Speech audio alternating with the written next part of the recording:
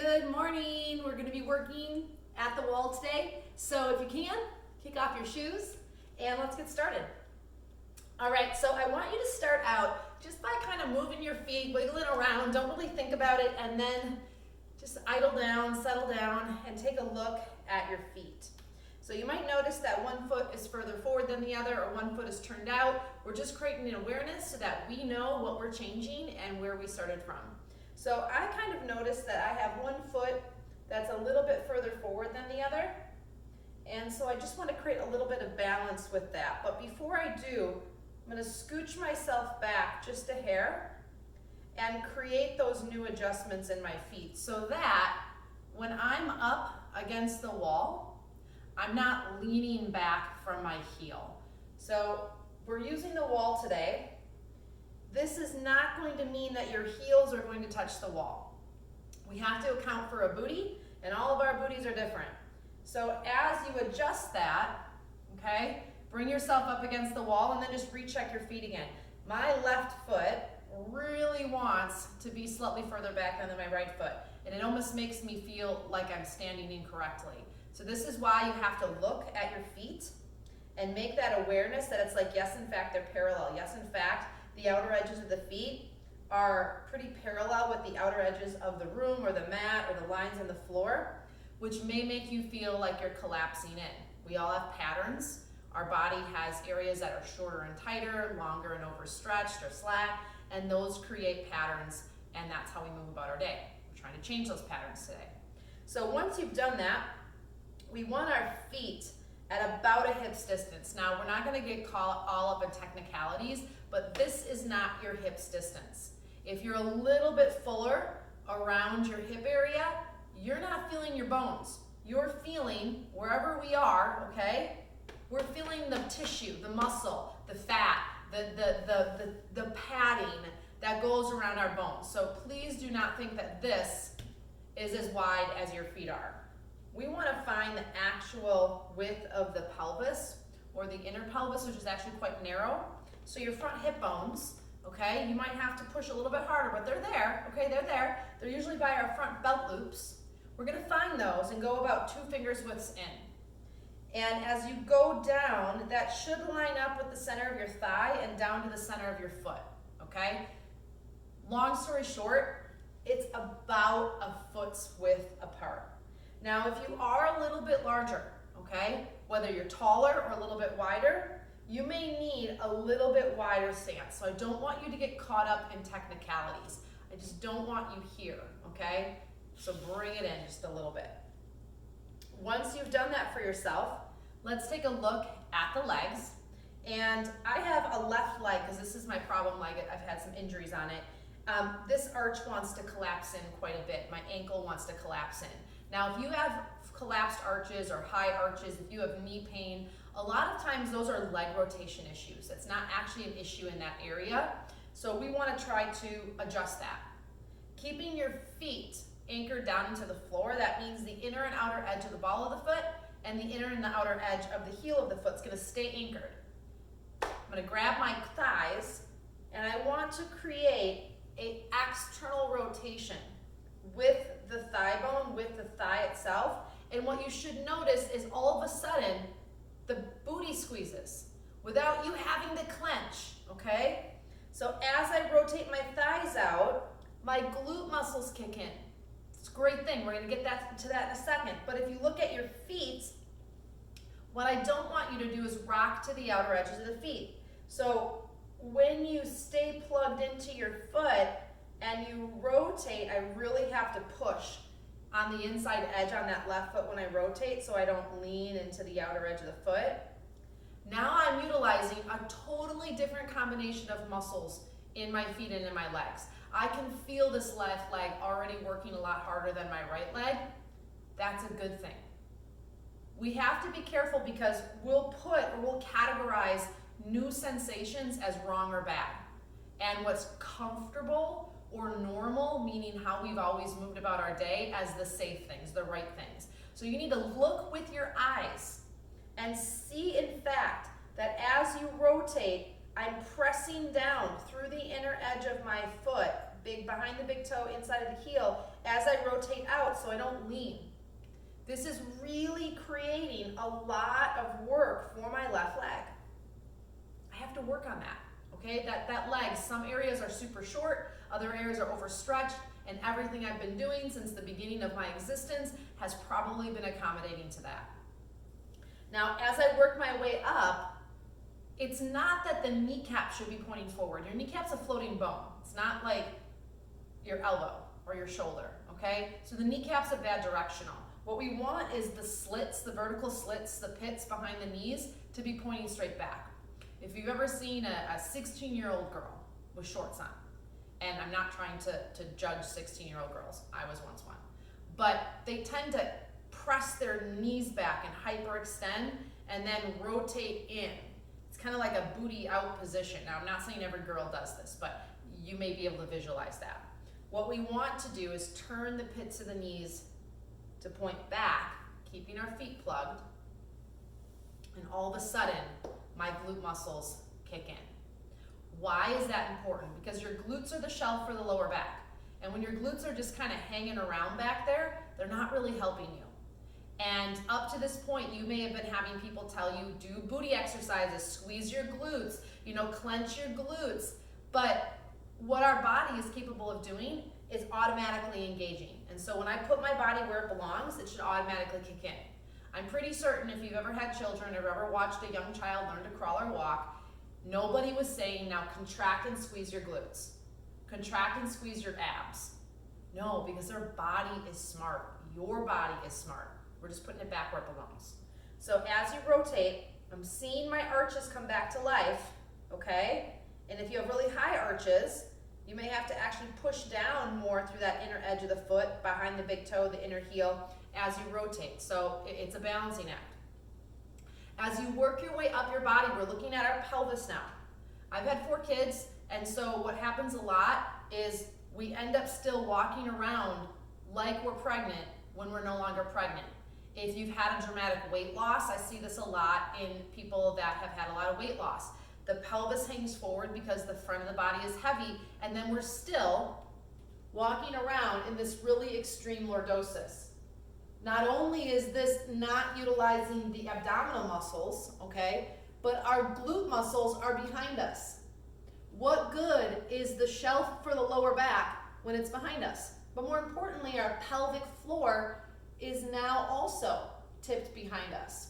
It's like building a house and putting the foundation in the neighbor's yard and then building the house on your property and wondering why the house is falling apart. So your feet are your foundation, your pelvic floor is your foundation. If you want to learn more about the feet and about the pelvic floor and the core, check the comments and check the description of this video for links to other videos that will go into that in more detail. All right, so I'm in pelvic neutral. That means pubis bone, hip bones are parallel with the wall you're facing. This has nothing to do with the padding around your body. We all have these bony structures, okay? I want you to understand that this is not about how much that we have around it. It's really about keeping neutral. So as you do that and you work your way up, now you're going to pay attention to your rib cage. Okay, so your rib cage, when we think about bringing our shoulders down and back, what happens most of the time is people tip the rib cage forward. So it's actually, you're not bringing your shoulders down at all. You're just tipping the front of your body like tipping a bowl with water. When we do this, we now no longer engage the abdominal muscles, and we're doing this like pinching, jamming action in our upper back, which isn't helping us in any regards as well. So we're gonna fix that. So against the wall, I want you to use one or both hands. I'm gonna actually put one hand on each side of my rib cage. It's kind of like butterfly wings. And take a nice deep breath in. And as you exhale, guide your rib cage down and forward. You might need to take a couple of breaths, and we're trying to bring those front ribs down and forward. Now, once I do that, I notice that I actually lean away from the wall. So this is, if I bring my ribs down and forward, this is actually my upper body posture. You can see my shoulders are rounded forward. You can see my head is slightly forward. This is what I call true kyphosis. This is your true upper body posture. And for a lot of us, we manipulate that and we hide that by pulling our shoulders down and back and splaying our rib cage up. Now it appears like I am standing upright, but in fact, I have only tipped my rib cage to make this optical illusion, which is not helping you. And now you have shoulder pain and neck pain and jaw pain. Now you have this weird pain inside your shoulder blade, all because you've just tried to kind of hide your posture versus fix your posture. Okay, so from there, with that rib cage dropped down, now if you've had children, if you've had a rapid weight loss, the ribs open, okay? The ribs are meant to open, especially for women. They open up because you have this growing life inside of you. And then afterwards, we're not taught how to engage the pelvis to bring it back to center, bring the rib cage back and down. Now we have this splayed, kind of memorized upper body. So we need to train our upper body, train these muscles to bring the rib cage back down. So this might be something you have to practice, okay? So as you bring the ribs down, now my core is engaged. Yay, now my abdominal muscles are engaged. I'm gonna bring, okay, your arms up in front and plug the shoulders back. So I'm pushing my arm bones back into the wall without splaying the ribs. So this might be a challenge in itself because your body wants to do what it's always done.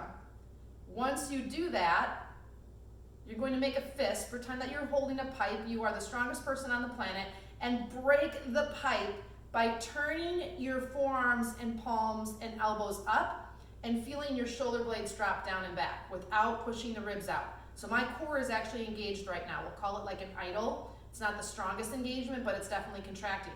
Same thing with my feet, same thing with my glutes. Now bend the elbows to 90 degrees and press the arms out to a cactus position towards the wall without pushing the ribs forward. So here's the challenge. I'm going to press my arms against the wall at shoulder height without pushing the ribs out. So no longer am I going to create that optical illusion that I have an upright posture. You may be here with the arms. You may be here with the arms. You may be here with the arms. Try to press the arms back as evenly as you can. You could even have someone gently press the arms back just for a stretch. And then finally, chin is level with the floor, slide the head back. I really notice that my head probably hangs more forward of my shoulders than it should during the day, because that really, I feel my upper back muscles kicking in. So can I stand like this for a minute? Can I stand like this for 5 minutes? Can I practice this once a day and really work my posture open? So now let's add a little arm activity, a little upper back work as we work against the wall. So inhale here, press back, even if you're not touching. Exhale, bring the arms forward, try to touch your elbows and palms together. It's okay if you're here. Inhale, press open and against the wall as much as you can. Exhale, bring it closed. Keep the elbows at shoulder height. Inhale, open. Breathe wide into your ribs. Exhale, bring it forward and close. We're not trying to hunch and round. I'm moving my arm in my shoulder socket. Exhale, close. Inhale, open. And exhale, close.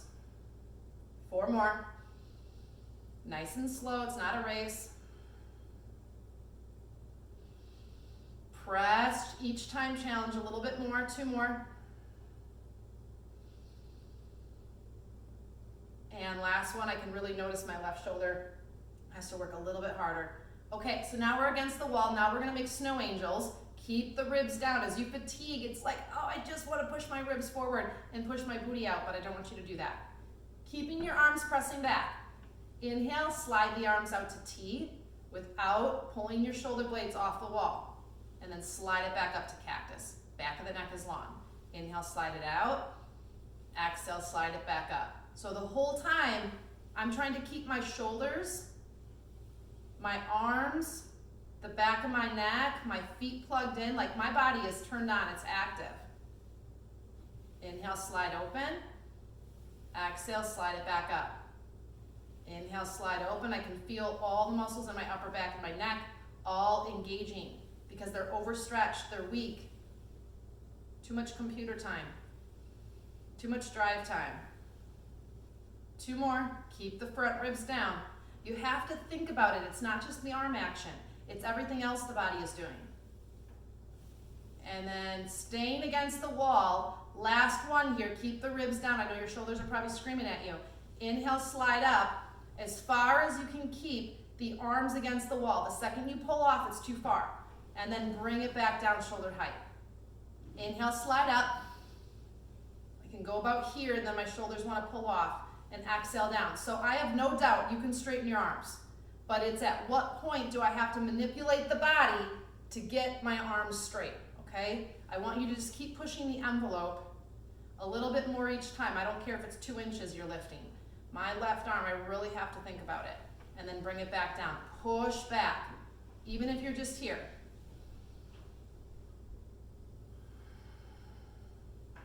Core is engaged, feet are plugged in. Rescan your body. Inhale, lift. Exhale, down. Keep it pressing back. So it's not just about coming up, it's keeping the ribs down, it's keeping the arms pressing against the wall, it's keeping those shoulder blades down, or at least from kind of arcing off the wall. 4 more. So inhale. You've come this far. 3,